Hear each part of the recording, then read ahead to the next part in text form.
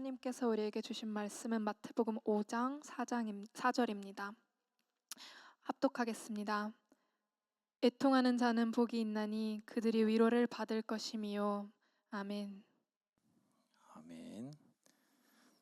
제가 성경을 많이 읽는 편인데 한 절씩 읽으려니까 안 읽은 것 같아서 영 좀 마음이 불안하기도 합니다. 팔복의 은혜를 누리는 시간이 되기를 원합니다. 우리 청년부 수련회 광고가 지금 한 거의 2달째 이어지고 있는 것 같은데요. 많이 신청들 하셨는지 모르겠습니다. 여름에 바쁜 일들도 많고 일정도 많으시겠지만 우리 청년부 수련회 꼭 시간 내셔서 그 시간 여러분이 교제하고 또 하나님을 깊이 만나는 그런 은혜의 시간이 되기를 소망합니다. 특히 우리 이탈리아의 바다는 이제 굉장히 아름답습니다.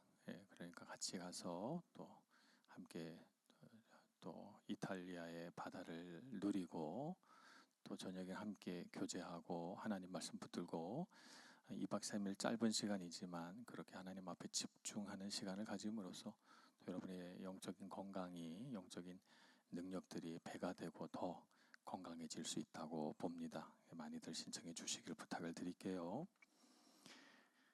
애통하는 자는 복이 있나니 그들이 위로를 받을 것이며, 이 세상에 어느 누구도 애통하며 사는 걸 즐거워할 사람은 없을 것 같아요.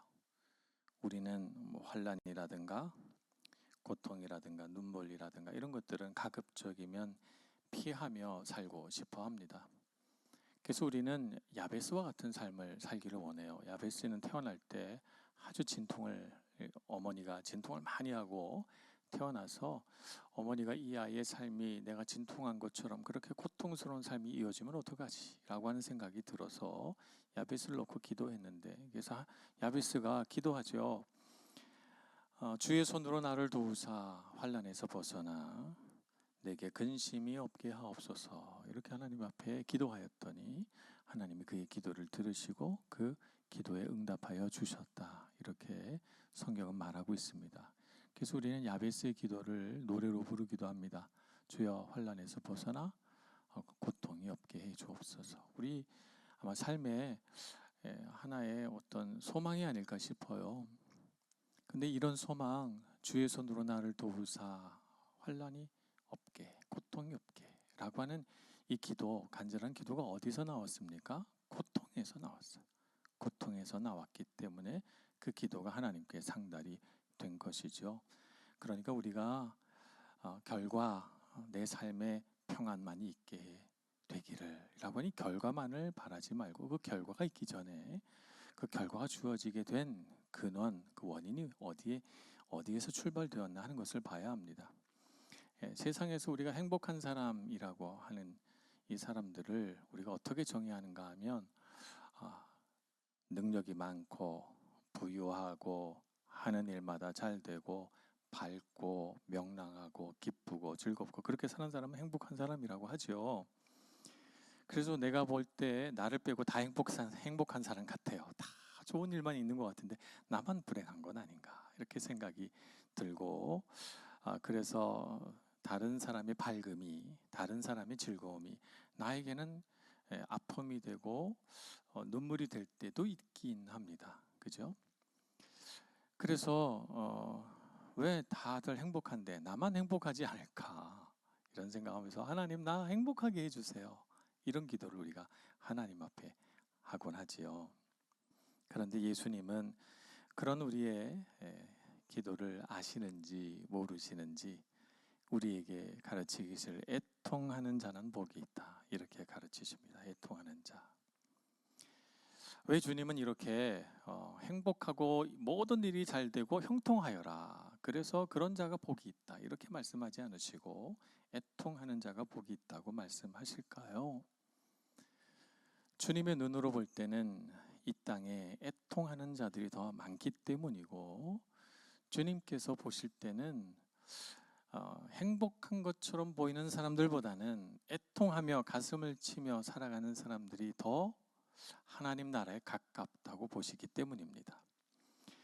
그래서 여기서 예수님께서 말씀하시는 애통이란 우리가 이 세상을 살면서 겪는 불행, 사랑하는 사람을 잃는다거나 예상치 못한 위기나 재난이나 어려움이 와서 내 일생이 막 힘들거나 그런 일을 말하는 것이 아니고, 심령이 가난한 자의 복이 영적인 복을 의미하는 것과 같이 여기서 애통하는 자의 복이란 영적인 영역에서의 애통을 말하는 것이고, 영적인 영역에서의 복을 말하는 것입니다.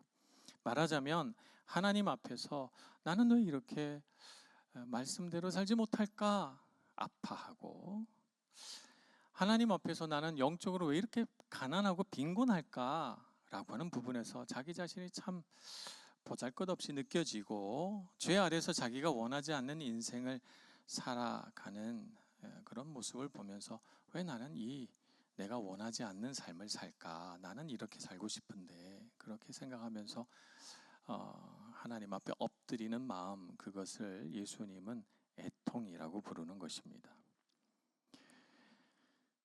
우리는 인생을 살아가면서 어떤 우리 삶에 잠깐이라도 좋은 일이 생길 때가 있어요. 좋은 일이 막 생겨요. 학교에 합격하거나 혹은 졸업을 하게 되었을 때, 갑자기 누군가 나에게 선물을 했을 때, 사랑하는 사람이 생겼을 때 우리 삶에 좋은 순간들이 있습니다. 그런 순간이 있을 때 마음 한켠 저 구석에 뭐가 또 있냐면 불안감도 있어요. 내게 주어진 이 은혜와 복이 갑자기 사라지면 어떡하지? 내 삶에 좋은 일이 생겼다가도 좋지 못한 일이 오면 어떡하지? 라고 하는 불안감 같은 것들이 있고, 또 내 삶에 그런 좋은 일들이 생겼을 때 그것이 계속해서 지속되지 않을 거라고 생각을 하니까 우리는 또 마음이 초조하기도 합니다. 계속돼야 될 텐데 라고 생각하니까 내가 지금 누리고 있는 기쁨이나 좋은 일에 온전히 집중하지 못해요. 그래서 마음속이 더 오래 더 큰 것들을 원하게 되니까 우리의 마음은 만족하지 못하고 늘 초조해서 자기가 누리는 은혜나 복을 충분히 즐기지를 못합니다. 그러면서 우리가 이 땅을 살아가기 때문에 우리는 하나님께서 좋은 일들을 우리에게 주셔도 충분히 그 기쁨 속에 들어가지 못하고, 그 기쁨 속에서도 불안하고, 그 기쁨 속에서 초조하고, 그 기쁨 속에서 만족하지 못하고 이렇게 하지요. 더군다나 우리에게 있어서 더 큰 문제는 뭐냐 하면, 사람들이 아무리 나를 보고 와, 너 잘 됐구나, 너 참 복이 많다 이렇게 말해도 내 마음속 깊은 곳에 난 그렇지 않은데 라고 하는 반대의 소리가 들리기 때문이죠. 나는 나의 마음과 생각을 너무 잘 알고 있어요. 나는 사람들이 생각하는 것처럼 그렇게 아름답거나 그렇게 착하거나 그렇게 정직한 사람은 아니기 때문이죠. 나는 더 높은 이상을 가지고 더 좋은 사람이 되기를 원하지만 내 삶을 내가 곰곰이 들여다보면 나는 그렇게 썩 좋은 사람이 아니거든요. 그렇게 되기를 원할 뿐이죠. 저도 20대 초반을 지나면서 제가 저는 뭐 교회에서 쭉 이렇게 성장했기 때문에 교회를 떠나서 산 기간은 제가 잠시 하나님을 떠난 3년밖에 없습니다. 계속해서 교회에서 살았는데 모든 교회 선배, 우리 친구들이 저보고 참 착하대요. 저 같은 사람은 법 없이도 살겠대요. 여러분 그렇게 생각하지 않으시겠지만 이제 20대는 그랬어요. 믿거나 말거나. 착하대요 저보고. 근데 그런 얘기를 들을 때 제 마음이 어떤가 하면 죄책감이 느껴져요. 난 착하지 않은데, 이런 생각을 하니까요. 내 마음속에는 욕심도 있고, 내 마음속에는 고집도 있고, 내 마음속에는 이기심도 있고, 내 마음속에 마음으로는 사람을 막 미워하기도 하고요, 싫어하기도 하고 차별도 하고 했어요. 그런데 내가 사회적인 어떤 이런 그런 것들, 행동 패턴들을 배워가지고 안 그런 척하고 산 것뿐이지요. 그래서 그런 말을 들으면 하나님 앞에 기도할 때 상심이 듭니다. 사람들은 날 그렇게 보는데 하나님은 아시지요. 나는 정말 죄인입니다. 이런 생각을 하게 되었습니다. 로마서 7장에 보니까 사도 바울도 그런 고민이 있었던 모양이에요. 그래서 로마서 7장 후반부에 보면 사도 바울은 자기의 고민을 말하는데 이렇게 말합니다. 내가 내 속사람으로는 하나님의 법을 즐거워하나 그러나 내 지체 속에서 한 다른 법이 내 마음의 법과 싸워 내 지체 속에 있는 죄의 법으로 나를 사로잡는 것을 보는도다. 이렇게 말합니다. 나를 죄의 법으로 사로잡아가는 것을 보는도다. 내 속사람은 하나님의 뜻대로 살고 싶어요. 근데 그렇게 살지 못해요. 그래서 그 유명한 로마서 7장 24절에 탄식이 나옵니다. 오호라 나는 공고한 사람이로다. 이 사망의 몸에서 누가 나를 건져내랴. 탄식하는 것이죠. 이 탄식. 이 탄식이 뭐예요? 애통하는 자의 마음이에요. 이 탄식 속에 있는 것이 우리의 복입니다. 왜 이 탄식이 복인가? 바로 이 탄식 속에서 주님을 만나기 때문이죠. 이 탄식이 주님과 내가 만나는 장소이기 때문에 그렇습니다.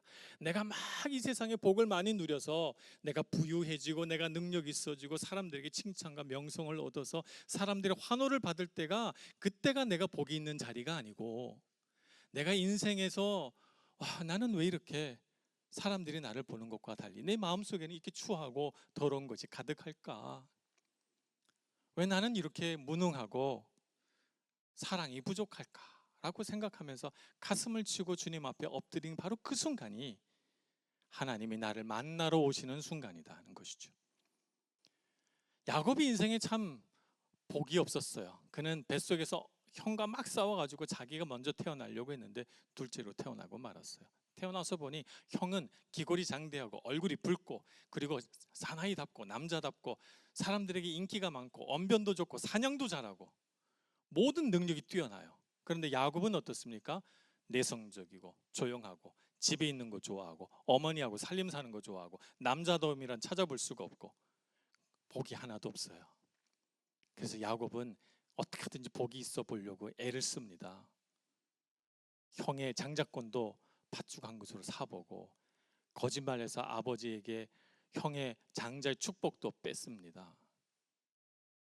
그런데 그럴 때 하나님을 만났어요? 그렇게 축복을 받아서 하나님을 만났습니까? 장자권을 사서 하나님을 만났습니까? 아닙니다. 언제 하나님을 만났습니까? 그가 집에서 쫓겨나서 하룻길을 가고 나서 애통하며 눈물을 흘리며 들판에서 돌을 베고 누워 자던 그날 밤에 하나님을 만났습니다. 정말 나는 왜 이렇게 살까? 나는 왜 이런 사람일까? 나는 왜 이런 고통을 자초하며 사는 것일까?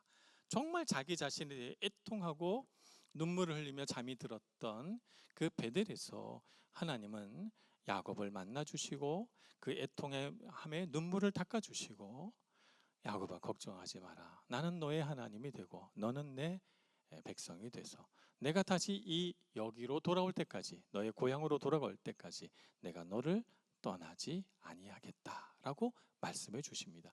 그 말씀을 들으니 야곱이 힘이 납니다. 장자권을 가져서 힘이 났던 것도 아니고 아버지의 축복을 형이 받을 축복을 빼앗아서 힘이 난 것도 아니에요. 언제 힘이 났어요? 하나님의 위로와 하늘로부터 들려오는 하나님의 메시지를 받으니 힘이 났습니다. 그래서 여러분 애통함이 복이 있는 이유는 그 애통함의 자리에 하나님이 우리를 만나 주시기 때문입니다. 그러니 여러분 이 세상을 살다가 나는 왜 이 모양일까? 라고 하는 생각이 들고 사람들이 나를 보는 것과 달리 내가 참 추하고 나약하고 어리석은 사람처럼 생각이 들어서 기도하다 눈물이 나거든. 바로 그때가 하나님이 여러분을 만나 주시는 때인 줄로 믿고 주님을 더 크게 부르시기 바랍니다. 근데 애통함이 우리의 삶에 복이 되는 까닭은 사도 바울이 고백했듯이 고린도후서 12장 9절에 고백했듯이 내 능력이 약한 데서 온전하여지기 때문에 그렇습니다.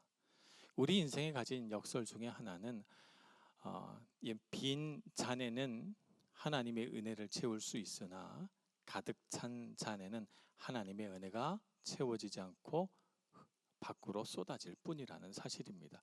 그래서 우리는 하나님 앞에 나갈 때는 어떻게 해야 돼요? 항상 빈잔을 준비해야 돼요. 빈잔이란 건 뭐예요? 가난한 마음이에요. 비어있는 마음이에요. 그래서 내 비어있는 잔을 보면서 나는 왜 이렇게 가난할까? 나는 왜 이렇게 아무것도 가진 것이 없을까? 애통하는 마음으로 주님 앞에 빈잔을 들고 섰을 때 주님의 음성이 들려옵니다. 내 능력이 약한 데서 온전하여 짐이라 라고 하는 주님의 음성을 듣고 사도 바울이 자기의 빈잔을 놓고 막 슬퍼하고 있다가 어떻게 합니까? 도리어 크게 기뻐함으로 나의 여러 약한 것들에 대하여 주께 간구한다고 했습니다.